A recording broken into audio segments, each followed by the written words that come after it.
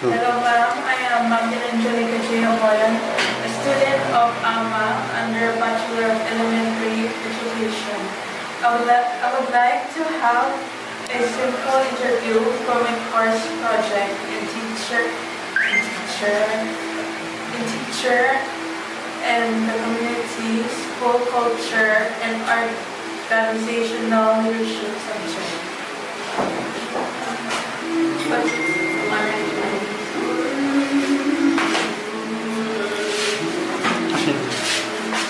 Ngayon ko na dyan? Start na dyan? Before we begin, I would like to ask you questions about yourself, like your teaching history. Good day. Good day. Thank you for having me as your interviewee this afternoon. Hello, everyone. I am Mrs. Maria Mercilo Amargo Albert. I am 27 years old. I am a teacher of the Department of Education, Specialization at Inwan Elementary School, a barangay school here in the municipality of Amoyon. As for my teaching experience, I was a volunteer teacher for 2 years, after which I was hired as a permanent teacher, and this is my 3rd year as a permanent teacher with the Department of Education. So currently I am handling grade 1, all of the subjects including reading and literacy, Makansa, GMRC, language and mathematics. I am also handling grade 4 mathematics. So in total, I have 5 years experience when it comes to teaching. Thank you, ma'am. Next. To formally begin our interview, for you, ma'am, what is an ideal teacher? I am what is an ideal teacher? So, when I was in college, if I am in college right now, I would definitely say that an ideal teacher is someone who has good communication skills, someone who has mastered different strategies, who has wide range of knowledge regarding different subject areas or learning areas. Someone who has compassion for children and passion for teaching, of course. Those are the qualities of an effective teacher. Idealistically, those are the qualities. But upon graduating, being able to experience what it is like or how it is like being a teacher in the practical field, in the real field, especially in a public school, I realized that honestly, I don't even know how to specifically describe an ideal teacher. No? I myself, I do not know if I am considered an ideal teacher. Because in the field of education, what I know is that there is no single mold or framework on how to become an ideal teacher. We teachers are human beings. We differ from one another. We are educated in different universities. We have different principles and ideals inculcated within us. So that's the difference makes us special in our own ways. And our learners as well are human beings. They differ from one another. They have different interests. They have different strengths, skills, talents, and weaknesses. So I believe that using one single mold or framework of an ideal teacher in educating all of these diverse learners is quite unrealistic. And if not, then very challenging. That's it. Next. What is your teaching philosophy? There are various of teaching philosophies, no? For the isa-isa. But as what I've said earlier, our learners are diverse individuals. So when it comes to my teaching philosophy, as a teacher, I ground my teachings in this philosophy, no? That all learners, regardless of their diversity, regardless of how difficult they are or how different they are always capable of learning. given that there is someone, or there is a teacher, even a single teacher that is believing in them. I believe that our learners, they will learn in different pacing. They will learn in different grades, different manner. Some would be very difficult to handle. Some would be so much faster compared to the other. Some would be so much slower, no, compared to the others. But as long as there is a teacher guiding and committing her time for them, no, the academic transformation as well as the personal transformation of that learner will be achievable and possible. Thank you, Ma'am. Very long, pero very detailed. Next, what do you feel are the biggest challenges facing today's education system? What are the issues, no, and concerns in the education system in the Philippines, specifically in the Department of Education? Education is a critical pillar of the society kasi syempre, education is all about honing future citizens. No? It will determine whether a country will progress or not. So there are plenty of studies regarding the concerns and issues being faced by the Department of Education. So some of the ancient and some of the ancient and old problems of the Department of Education includes lack of financial funding coming from the government. We also have lack of infrastructures, classrooms, and teachers as well. We also have limited digital literacy of teachers, especially those teachers belonging to the older generation. So these are the things the Department of Education is little by little finding solutions. But as for me, as for what I think, there are other concerns that needs immediate solution. So first for me is the learning gap brought by the pandemic. So I know that the pandemic was all in the past, but we cannot deny that the negative impact of the pandemic is still existing in today's education system. The products of the modular learning were in kinders, grades 1 to 3, are now in their grades 4, 5, and 6 right now, where they are made to face more complicated subject matter. So how can you solve a 2 to 3 steps mathematical problems if you have given that during your modular learning, your foundational skills of counting numbers is very limited. So that is the challenge for us right now to bridge the gap that was caused by the holding of the face-to-face classes.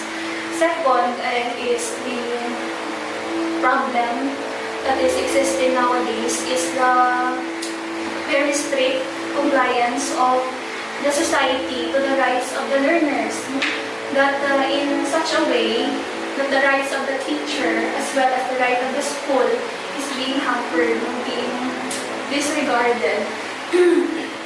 I am not saying that we need to disregard the rights of the children, but all I am saying is as a system, pupils and learners as well as the school is a team when it comes to education. So we need to balance, to regulate.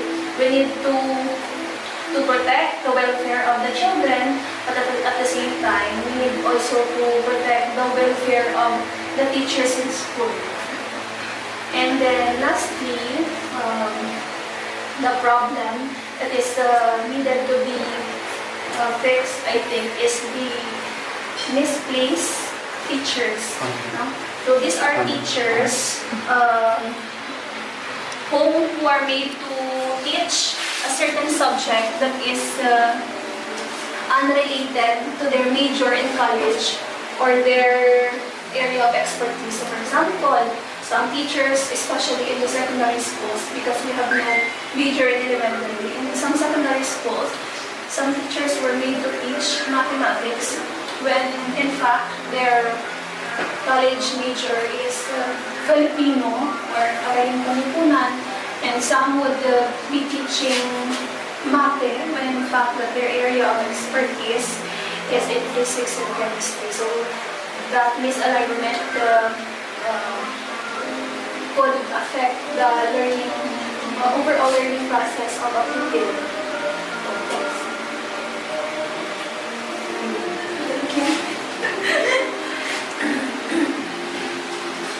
So what are your suggestions in order to solve these problems? So I have enumerated 3 problems. So first is for the learning gap. So in our school, the learning gap what we implement, in our school what we do is we utilize structured remedial classes that focuses merely on reading literacy. So there we assess our low-performing learners, and then we divide them into group, not by grade level, but by their reading level and their numeracy level, so that we can focus on that specific aspect. After which, an assigned teacher that is expert in numeracy, expert in reading, is made to do the remediation sessions for maximum retention of the learners. In terms of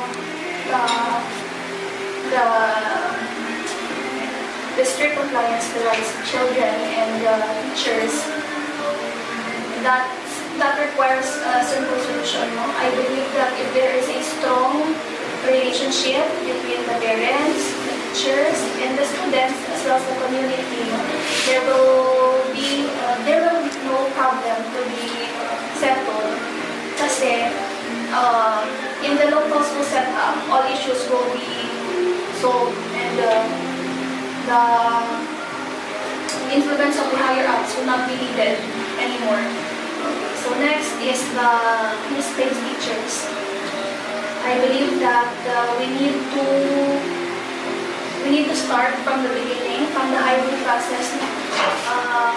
I believe that the Department of Education should specifically post what is the needed majors in a certain schools, so that if that someone is hired, there will be no misalignment of subject matter and the area of expertise. And if that is not possible, the Department of Education could provide functional and appropriate trainings and seminars for the teachers to improve their knowledge regarding the subject matter.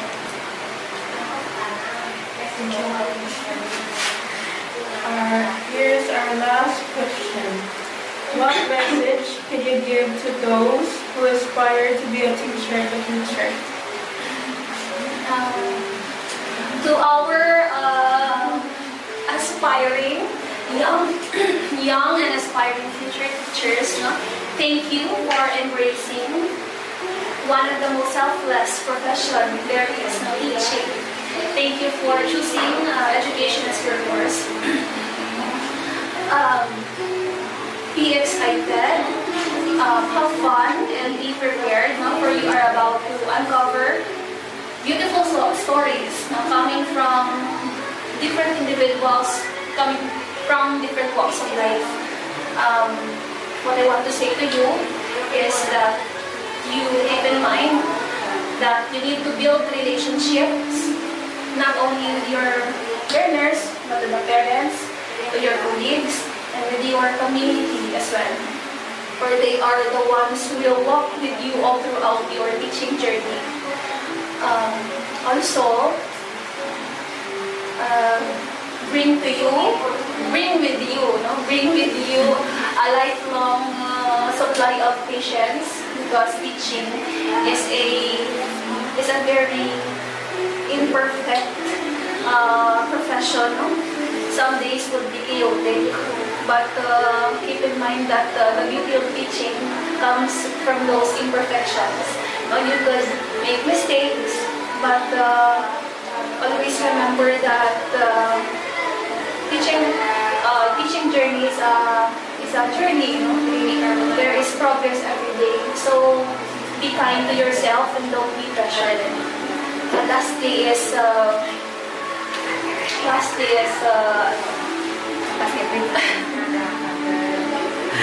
ano po ba? Sige, may sa tagenda daw, isa ang flavor na sira siya ang teriyaki.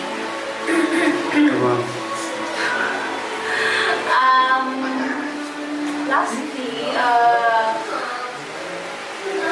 always remember that